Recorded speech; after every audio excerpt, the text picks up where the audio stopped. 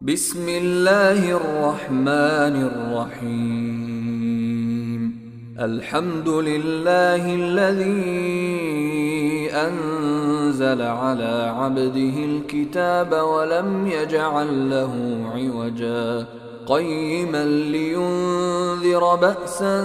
شديدا من لدنه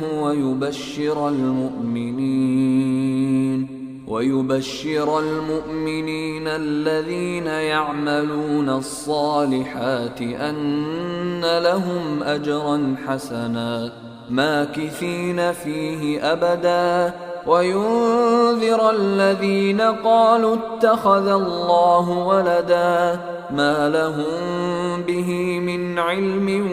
ولا لآبائهم كبرت كلمة تخرج من أفواههم إن يقولون إلا كذبا فلعلك باخع نفسك على آثارهم إن لم يؤمنوا بهذا الحديث أسفا إنا جعلنا ما على الأرض زينة لها لنبلوهم أيهم أحسن عملا وإنا لجاعلون ما عليها صعيدا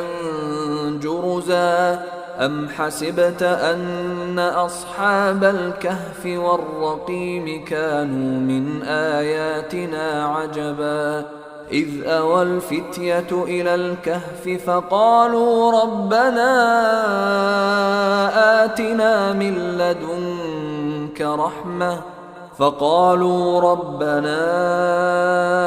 آتنا من لدنك رحمة